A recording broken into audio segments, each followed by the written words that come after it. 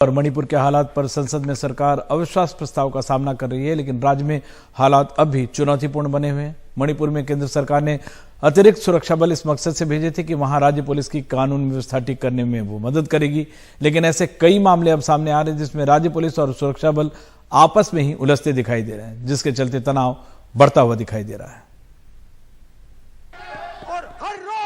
एक तरफ संसद में मणिपुर का विवाद चल रहा है और दूसरी तरफ मणिपुर में सुरक्षा के लिए जिम्मेदार बल आमने सामने आ गए हैं। सेना ने एक बयान जारी कर कहा है कि बीते 24 घंटों में असम राइफल्स को बदनाम करने के उद्देश्य से 2 मामले सामने आए हैं।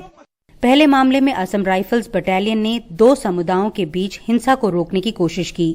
बफर जोन के दिशा निर्देशों को सख्ती से लागू करने का काम किया है। ये यूनिफाइड कमांड का निर्देश पालन किया जा रहा है।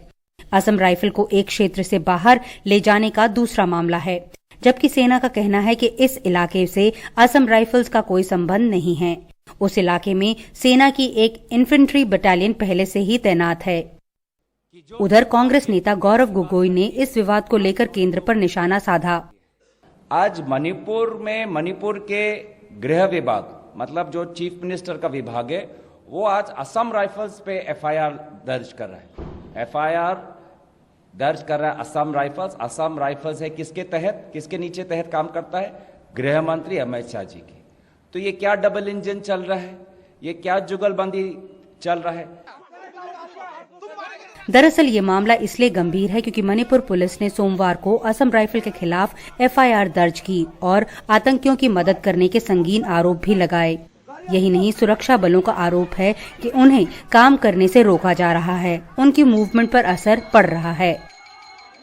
हाल में ये वीडियो सामने आया जिसमें महिलाएं सुरक्षा बलों के आधार कार्ड चेक करती हुई नजर आईं।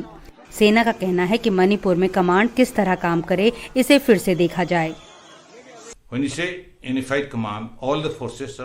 मेरी गुजारिश है कि मणिपुर में हमें एकीकृत कमांड की संरचना को फिर से जांच करनी चाहिए, क्योंकि कमांड और कंट्रोल एकीकृत कमांड के साथ होना ही चाहिए। उधर भारतीय सेना ने ट्वीट कर कहा है कि भारतीय सेना और असम राइफल मणिपुर के लोगों को आश्वस्त करते हैं कि हम पहले से ही अस्थिर माहौल में हिंसा को बढ़ावा देने वाले किसी भी प्रयास को रोकने के लिए अपने कार्यों में दृढ़ बने रहेंगे। दरअसल मणिपुर में अविश्वास की खाई इतनी बढ़ गई है कि उसे भरने में अब काफी वक्त लगेगा। केंद्र सरकार का कहना है कि जब भी कभी कई फोर्सेस जो हैं वो ट्रबल प्रोन एरियाज में काम करती हैं तो इस तरह के विवाद जो हैं वो अक्सर सामने आ जाते हैं, लेकिन एक प्रक्रिया के तहत ये काम किया जा रहा है ताकि इन विवादों से निपटारा किया जा सके और मणिपुर में जो शांति स्थिति है उसे दोबारा से बहाल किया जा सके। नई दिल्ली से कैमरा पर्सन प्रेम सिंह के साथ नीता शर्मा, एनडीटीवी इंडिया के लिए। क्या बीजेपी के गढ़ गुजरात में इंडिया गठबंधन के तहत कांग्रेस और आम आदमी पार्टी मिलकर लोकसभा चुनाव लड़ेंगी? आम आदमी पार्टी साफ तौर पर ऐसा कह रही है, लेकिन कांग्रेस फिलहाल अपने पत्ते खोलने को तैयार नहीं है।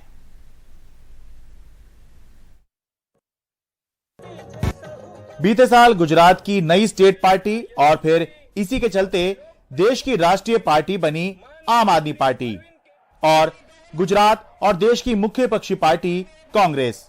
क्या आगामी लोकसभा चुनाव ये दोनों पार्टी मिलकर लड़ेंगी? आम आदमी पार्टी का दावा है हाँ, इंडिया गठबंधन के तहत ऐसा ही होगा। स्पष्ट तौर पर माना जा रहा है कि इंडिया गठबंधन गुजरात में भी लागू होगा और हम गुजरात में भी इंडिया गठबंधन से सीट शेयरिंग से चुनाव लड़ने वाले हैं। और मैं दावे के साथ कह सकता हूं कि यही अगर ठीक से चला और होगा तो भाजपा गुजरात में 26 में से 26 लेकर नहीं जाएगा। गुजरात में भी हम इंडिया गठबंधन से लड़ेंगे और उसमें आम आदमी और कांग्रेस भी लड़ेंगे। हालांकि कांग्रेस अभी अपने पत्ते नहीं खोल रही। कांग्रेस के मुताबिक ये जल्दबाजी में दिया हुआ बयान है। कांग्रेस पक्ष की कोई भी गठबंधन की बात हो या कोई भी सीट शेयरिंग की बात हो, वो सारे निर्णय लेने की सत्ता किसी भी प्रदेश कक्षा पर किसी को भी नहीं है। प्रदेश अध्यक्ष हो या और कोई नेता हो, जिन्होंने निवेदन दिया है वो हमने भी आपके माध्यम से सुना है। कोई भी गठबंधन की घोषणा या तो राष्ट्रीय नेतृत्व करेगा या फिर इंडिया अलायंस करेगी। हालांकि पिछले चुनावों के नतीजे देखे जाएं तो दोनों पार्टी मिलकर बीजेपी को कितनी कड़ी चुनौती दे पाएंगी ये कहना मुश्किल है। गुजरात में लोकसभा की 26 सीटें हैं। बीते 2 चुनावों से सभी 26 सीटें बीजेपी जीत रही है। 2019 लोकसभा चुनाव में बीजेपी ने 62% से अधिक वोट लेकर राज्य की सभी लोकसभा सीटें जीत ली थी। कांग्रेस को 32% वोट हासिल हुए थे। आप का कोई खास अस्तित्व नहीं था। जबकि 2022 के विधानसभा चुनावों में बीजेपी ने 52.5% वोट के साथ 156 सीट जीतकर रिकॉर्ड बनाया, जबकि कांग्रेस को 27.28% वोट मिले और 17 सीटें मिली, जबकि आम आदमी पार्टी ने 12.92% वोट हासिल करके 5 सीट जीत ली थी।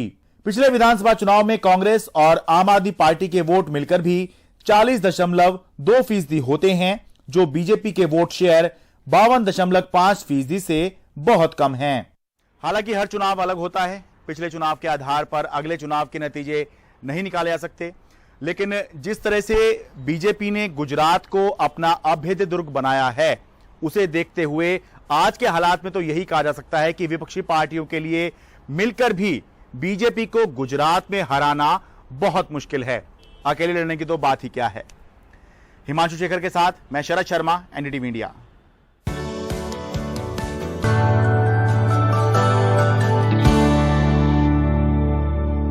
टमाटर की आसमान छूती कीमतों ने भले ही आपके पॉकेट का बोझ बढ़ाया हो, लेकिन कई किसानों की लॉटरी लग गई। देश में कई ऐसे किसान हैं जो करोड़पति बन गए।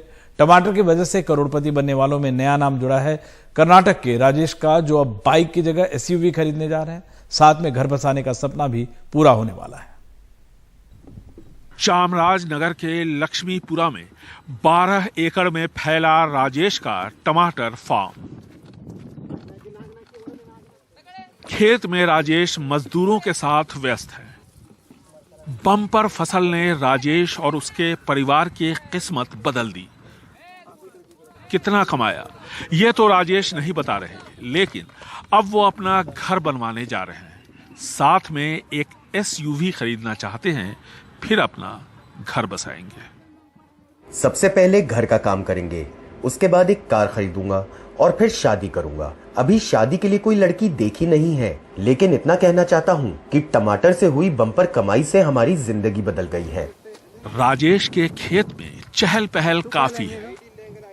मौसम ने भी थोड़ा साथ दिया तो टमाटर की रिकॉर्ड तोड़ पैदावार ने पिछले सालों में हुए नुकसान की न सिर्फ भरपाई की, बल्कि उन्हें धनवान किसानों की श्रेणी में ला खड़ा किया। इतनी कमाई आज तक नहीं हुई। पिछले 3 साल में जो उत्पादन हुआ और जो इस साल हुआ, उसका हिसाब ही अलग है। इतने सालों में अब तक जो भी तकलीफ पाई हमने, इस साल हम सब बहुत ही खुश हैं।